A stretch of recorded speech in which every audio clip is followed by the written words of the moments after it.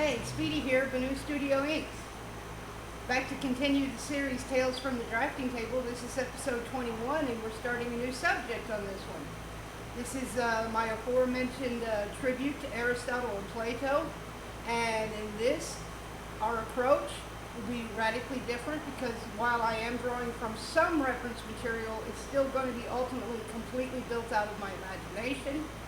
It's going to enter a lot of technical areas, such as sacred geometry, the Platonic solids. It's a much more deep subject. Wolverine was a lot of fun, but it was primarily a foundational subject to get the format of Tales from the Drafting Table prep.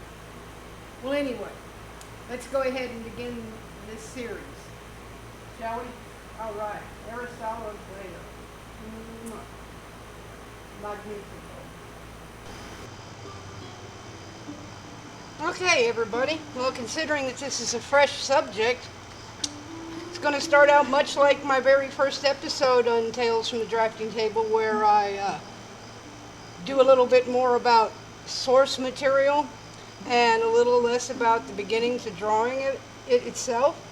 I have laid out here, though, some of the primary tools that are going to be used in the drafting.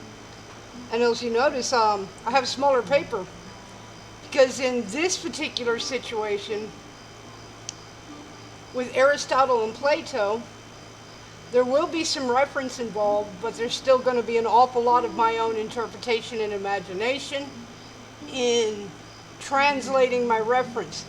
The entire reason I have reference this time around is simply because I want to do an accurate, recognizable picture of each man. Now, compositionally speaking, let me bring that in. Now, in terms of how I envision the composition itself, my compass, because there will definitely be some sacred geometry involved in this, y'all. What you'll see here is an ancient etching, reproduction of an etching of the Janus coin. Now, considering that I'm doing Aristotle and Plato and doing a tribute to them, it might seem unusual that I'm using something from the Roman era. But technically, when you're talking about the two men, Aristotle and Plato, the greatest Western empire to date is still the Roman Empire. And it was deeply, deeply connected to ancient Greece, and was really furthering what ancient Greece started. They're culturally, it's the Greco-Roman world. Both were living within the Roman Empire. Both were Roman citizens. Now, with time, it came to be more to the east was Greco and more to the west was Latin and Etruscan, but that is not matter much because both men were vehemently debated, studied, and the works that they started were advanced under the Roman Empire. And so why did I choose Janus as a part of the composition? Well, you see, I have a picture here of the oldest known sculpture. Technically, this is a Roman recreation of a Greek sculpture of Aristotle, Aristole, if you want to be correct. And right here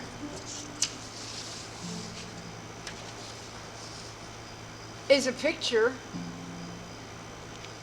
of Plato, or Platon, if you want to be correct.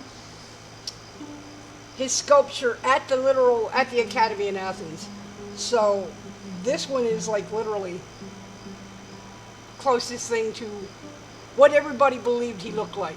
I would have to do a little bit of homework as to whether or not he was still alive when this was made, but he is the founder of the Academia in Athens.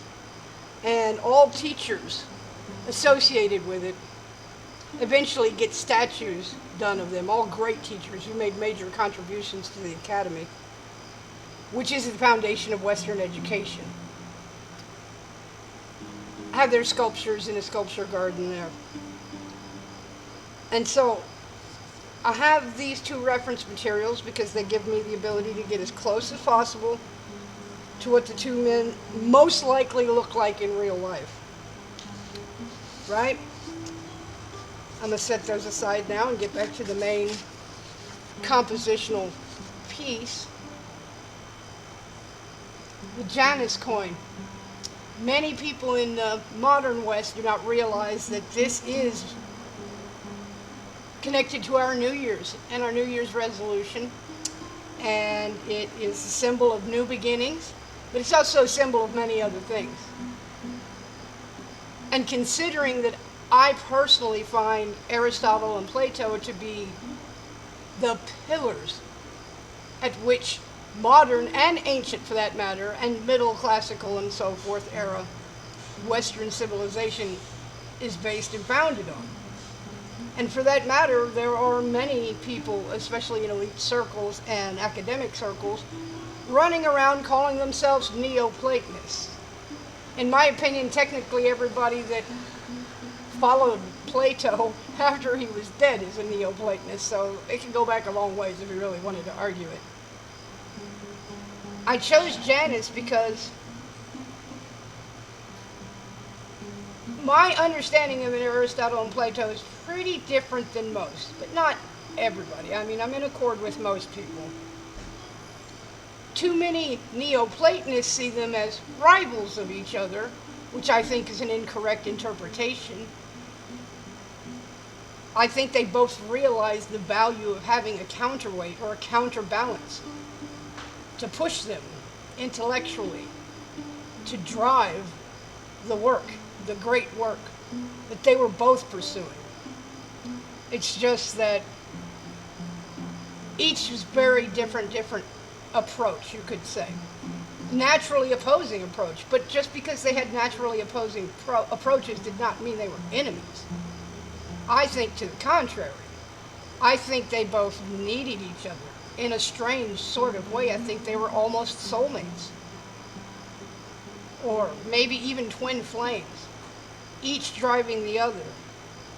I don't think either one of them was out there to try to prove the other wrong. I think they were both out there looking for the same thing. They just had very distinctive methodologies.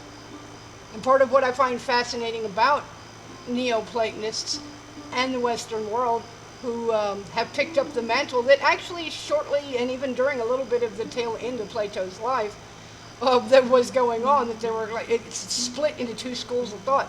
And those in Platon's corner, Plato's corner were kind of like, they felt like they needed to defend Plato. Plato didn't feel like he needed to be defended, but his adherents, if you will, so you could say the ones that started to worship him, because that's really what I've read and interpreted in the ancient writings on the subject of Plato and how many were out there defending him, defending his perspective, if you will. I don't think he needed it, and I don't even think they actually fully understood him, and I think he pulled a great gag on them when he announced his last lecture at the Academy was going to be this grand expose on his philosophy. And so all his supporters and borderline worshipers flocked to come see this event. And he stood up there and gave a 2-hour lecture on geometry, which irked everybody. I think he was kind of making his point that I don't need you to defend me. 2, you say you understand my works, my goals, my direction, and my vision, and I say you don't. I say you missed the point. I really think that that's what was going on. I think that was his way of going, yeah, at them, So back to the main point of this. Considering that Janus represents new beginnings, and I feel that there were philosophers and there were people before them, Socrates is a big one, that influenced them. No two men since have had a bigger impact on Western thought Many have tried. And we do have quite a number of philosophers that follow after these two. But these two, living in a contemporary time with each other where they could actually know each other and, like I said, be a counterbalance off of each other as far as their approach, radically different to each other. But they were still going towards the same objective.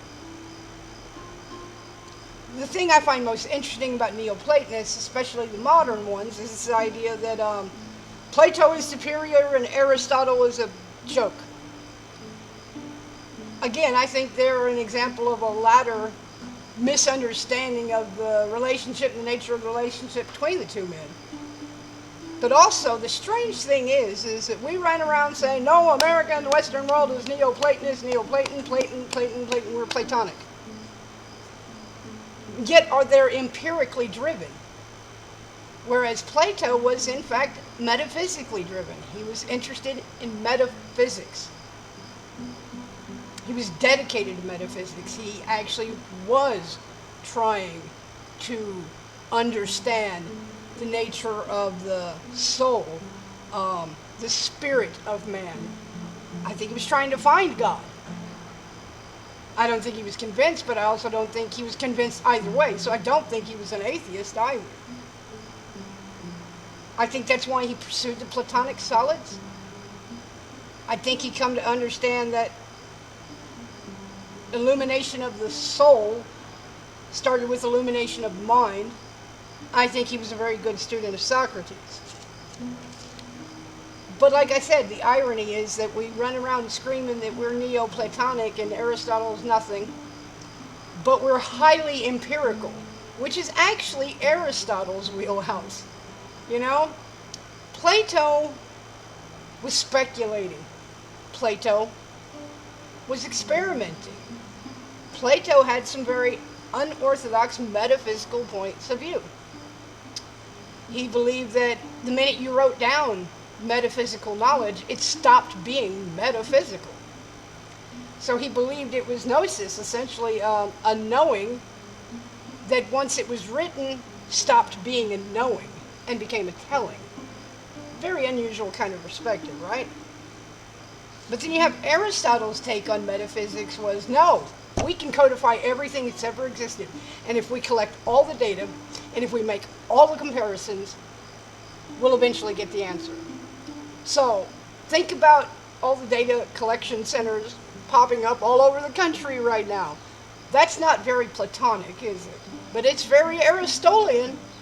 But we will never, ever, ever acknowledge that we're actually standing on the shoulders of both men, and that we're a lot more Aristotelian driven than we want to admit. And I like this duality. So I'm not knocking it, I just say that Western thinkers in the modern era seem to have a blind spot about the fact that we're really doing both. We're not only Neoplatonic, we're also Neo-Aristotelian. We're blending both. They were trying to find a correspondence between their works, but they fundamentally disagreed on methodology.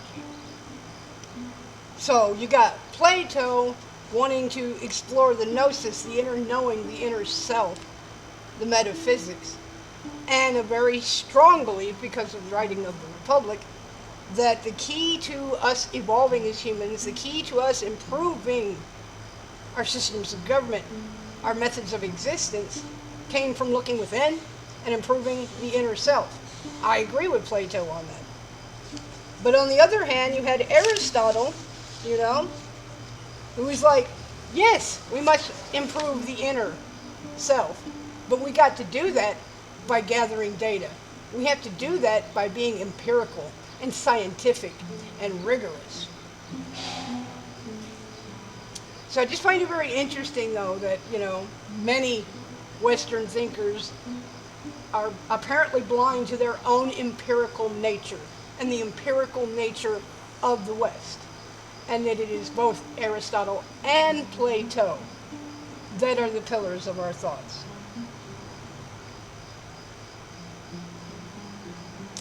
How it is that I came to be aware of these two men actually happened at a very young age. I was one of those kids. My earliest memory is of drawing. It's what I always did. It was my sanctuary. It was my safe space. I didn't always have a safe environment. But when I was drawing, people tended to leave me alone, and there was a safety in that. My own pathos. I've dealt with it. I'm actually very thankful that I had a gift that helped me escape. And in a way, unlocked my own mind, my own young mind to the nature of metaphysics itself by exploring it. Inadvertently, but by exploring it. And so often I found myself not really in tight with my peer groups, at least not until high school. In my early schooling, it'd be lunchtime and I'd hit the library. I had more in common with the librarian than I did anybody in school, and my teachers in some cases. I wanted to know things. I always wanted to know things. I was driven to know things. And because of my growing up, my father was very driven about making us readers, avid readers. So from a super young age, we were taught to read and write, play chess, things like that, and required to read a book a week. All of that before I was in the 5th grade. So I was already a deep lover of books. Already at a super young age, I socially found myself enjoying dead writers and dead historians more than living humans my own age group because they were safe. They were interesting. They talked about interesting things. Strangely enough, there's still a bit of that in me right now where I try to fit in normie crowds a little bit. I don't try too hard, honestly, because I'm just who I am and I'm comfortable with it. But I try to relate to like normie things. And this is one thing that just really hasn't changed from my youngest age, is I can't really. I can't. And I a lot of times socially, inadvertently insult people, and I don't even mean to insult them. But it's like, I know a lot of people that would rather talk about people, gossip, and talk about stuff that's on the box, on the TV. Talk about fake characters and fake things and very shallow things. And I don't pay any attention to any of that stuff.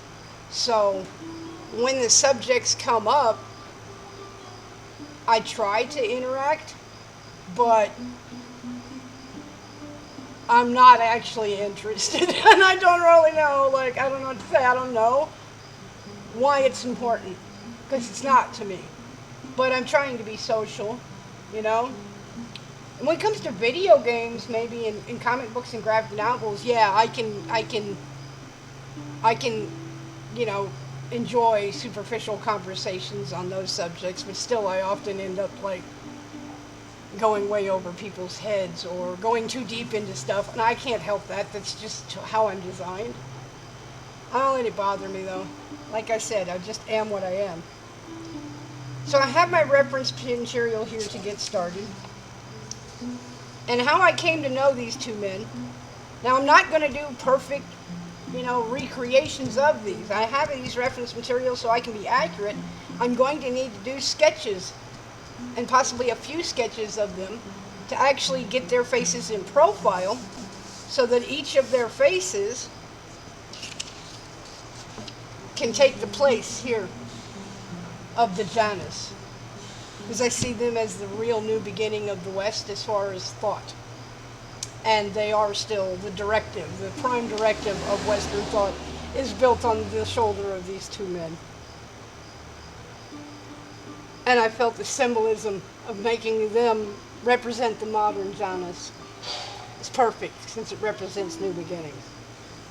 And I indeed plan to use some sacred geometry in here, represent the Platonic solids.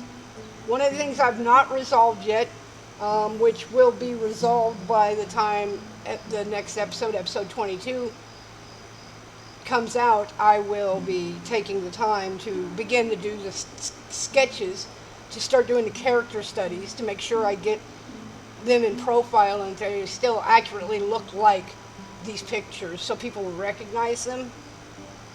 And yeah, I have my compass. So we're definitely going to get into the Platonic solids. We're going to get into sacred geometry. Both men were involved in it. One of the things that has to be decided very early on would be who's to the center and who's to the dexter. Symbolically, this is really, really important. People mistake the center often. Right now, I'm leaning towards Plato being the center. The center, left hand. It's just Latin for left hand. It doesn't mean anything bad. And the reason I'm choosing the left hand for Plato at this point is that my study of him, my study of his works, my study of the people who've interpreted his works tells me that he was the more metaphysic driven of the two. And so it would be natural to put him on the center side. And Aristotle, who's more empirical, it would be natural to put him on the dexter side, i.e. the right. So that's what I'm endeavoring to do. And I just wanted to get this started by kind of demonstrating my thought process and where I'm going. Unlike the Janus coin, I actually intend to put a planet in here behind them. And I plan that this ring will be the Ouroboros. And I plan that there will be the mind below that fades into clouds. Now, the landscape, if you will, down below, which will be the brain, it will be the hemispheres of the brain, needs to correspond to center and dexter.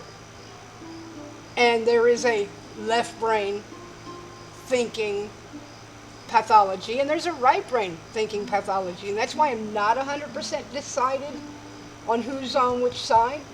It's because I need to take into account the psychology of left brain, right brain, as well as the left being connected to the heart traditionally feels correct for the more metaphysical of the two, which would be Plato.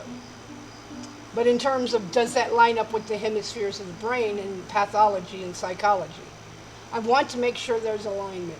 I want it to visually and metaphorically align well like that. Now I intend the brain to be the landscape and then clouds, because I want it to have a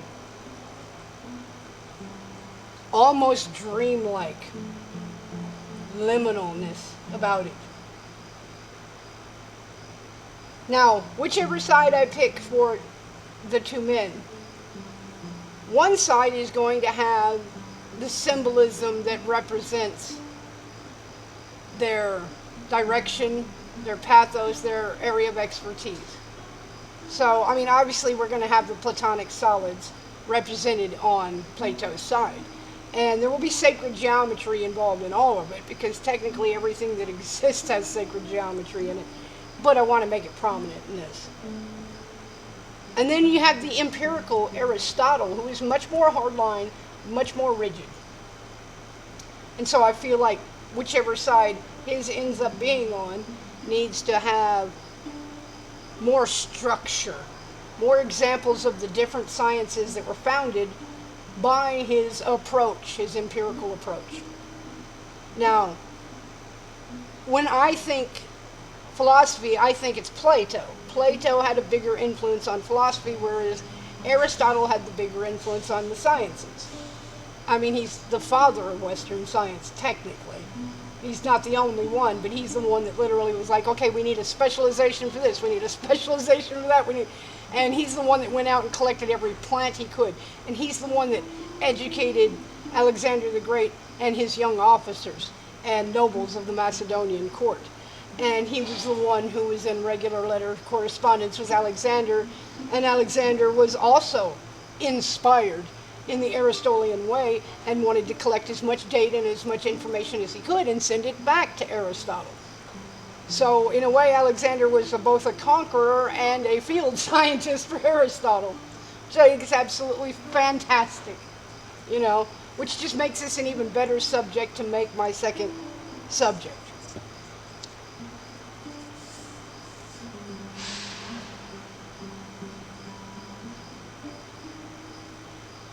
So tomorrow, yes, or in the next episode, episode 22, we will begin the study. We will begin the study. I'm probably going to start with Plato because he's the smaller of the two, right? And so getting him in profile and getting him accurately is going to be more challenging. And I will have my notes worked out, and I will know by the next episode, episode 22, which side of the Janus coin they belong on. It's a good stopping point.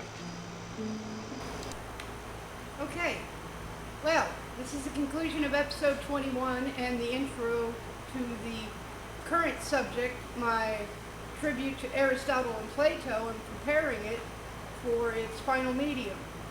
I appreciate everybody that took the time to check this out. I appreciate everybody that's been following along. Your support and your thumbs up help a lot. Anyway, I hope you have a wonderful day. I hope you manifest all the awesome things you want in your life. Alright, it's BB out of here. Bye, guys.